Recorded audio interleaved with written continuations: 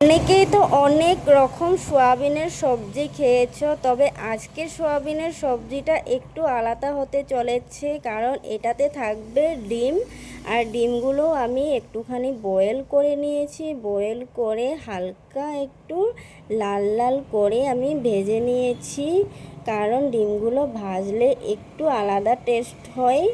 আর এমনি দিলে তো দেখতেও ভালো লাগে না, খেতেও ভালো লাগে না। তারপর ডিমগুলো ভাজা হওয়ার পর আমি ওই তেলের মধ্যেই ভিজিয়ে রাখা সোয়াবিনগুলো দিয়ে দিয়েছি। তার মধ্যে দিয়েছি একটুখানি হলুদ আর একটুখানি লবণ। তারপরে একটু মিক্স করে নিয়েছি। দেখো আমার সোয়াবিন ভাজাটা কিন্তু হয়ে গেছে। এখন আমি উঠিয়ে নেব। একটা তালের মধ্যে উঠিয়ে আমি ওই কড়াইটা আর ধুতে লাগবে না, ওই কড়াতেই আমি তেল দিয়ে দেব। তেল দিয়ে শুকনো লঙ্কা দিয়ে দেব, তারপর দিয়ে দিয়েছি দুখানা তেজপাতা। তেজপাতা দেওয়ার পর একটুখানি সময় লেগেছে তেজপাতাটা দিয়ে, সঙ্গে সঙ্গেই আমি আবার পেঁয়াজ কুচি দিয়ে দিয়েছি। পেঁয়াজ কুচিটা হালকা একটু লাল হওয়ার সঙ্গে সঙ্গে আমি এখানে লঙ্কা গুঁড়ো, হলুদ গুঁড়ো, জিরে গুঁড়ো, ধনা গুঁড়ো আর স্বাদ মতো লবণ, পেঁয়াজ পেস্ট আর একটা টমেটো কুচি দিয়েছি।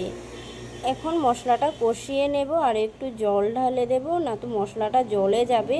একটুখানি জল দিয়ে তারপরে মশলাটা ভালো করে কষিয়ে নেব। মশলাটা যদি ভালো করে কষানো হয় তবে তরকারির টেস্টটা অনেক বেশি ভালো হয়। আর এখানে আমি দিয়েছি বয়েল করা আলু। বয়েল করা আলু দিলে সবজিটা অনেক ঘন হয়। তারপর দিয়ে দিয়েছি আমি ভেজে রাখা সোয়াবিনগুলো এখনই দিয়ে দেব, নয়তো কিন্তু একটুখানি শক্ত শক্ত থাকবে, ভালো লাগবে না। আর তারপর সব কিছু মিক্স করে আমি জল ঢেলে দিয়েছি। জলটা এখন ঢেলে একটুখানি লাড়িয়ে চাড়িয়ে জলটা আমি ভালো করে জাল করে নেব।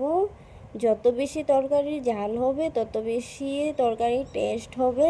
আর বিশেষ কথা হলো, যারা ডিম খায় না বা যারা সোয়াবিনটা খায় না, তার জন্য একটা অপশন থাকবে যে তুমি সোয়াবিন খাবে না, তুমি ডিম খেয়ে নাও। আর যদি তুমি ডিম খাবে না, তুমি সোয়াবিন খেয়ে নাও। হয়েছে কি, দুটো আইটেমের একটা তরকারি হয়ে গেছে। খুব ভালো হয়েছে না? আমি তো ডিম খাই না, তাই আমি এই টেকনিকটা লাগিয়েছি, কারণ আমি সোয়াবিন দিয়ে খেয়ে নেব, তারা ডিম দিয়ে খেয়ে নেবে। কি দারুণ, তাই না? এভাবে যদি বানাও তাহলে দেখবে কোনো টেনশন হবে না। সুন্দর করে একটাই রেসিপিতে দুটা তরকারি হয়ে যায়। আর আমার এই রেসিপিটা অবশ্যই ট্রাই করে দেখো। যদি ভালো লাগে লাইক কমেন্ট করে চ্যানেলটাকে সাবস্ক্রাইব করে আমার পাশে থাকবে।